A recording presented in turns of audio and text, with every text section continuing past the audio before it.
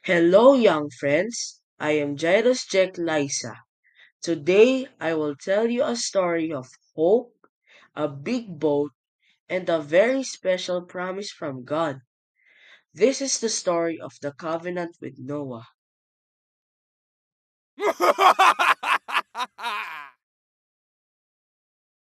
A long, long time ago, people on earth had become very wicked.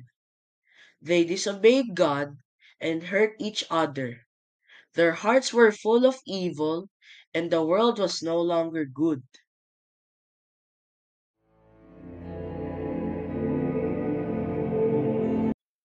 But one man named Noah was different. He loved God and tried his best to obey him. God smiled when he saw Noah's heart.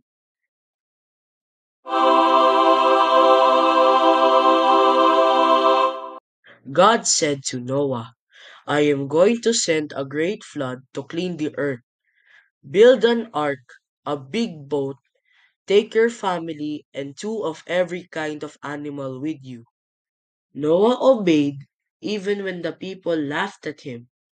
They didn't believe the flood would come, but Noah trusted God more than people's opinions.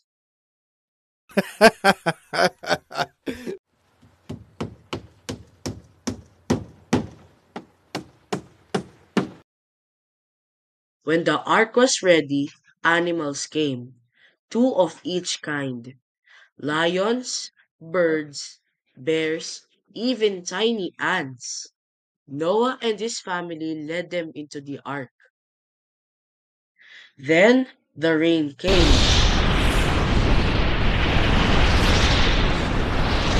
It poured for 40 days and 40 nights.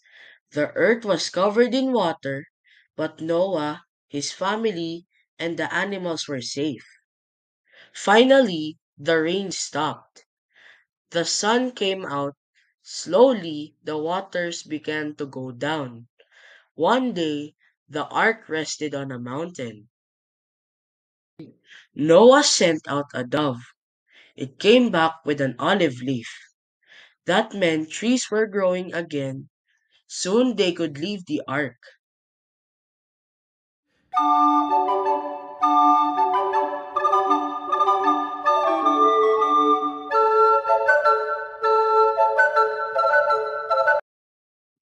God made a promise, a covenant. He said, never again will I flood the whole earth. As a sign of his promise, he placed a rainbow in the sky. The rainbow reminds us that God is merciful and faithful, even when the world was full of sin. He saved Noah and gave us a second chance. Thank you for listening. Again, this is Jairus Liza, your storyteller for today.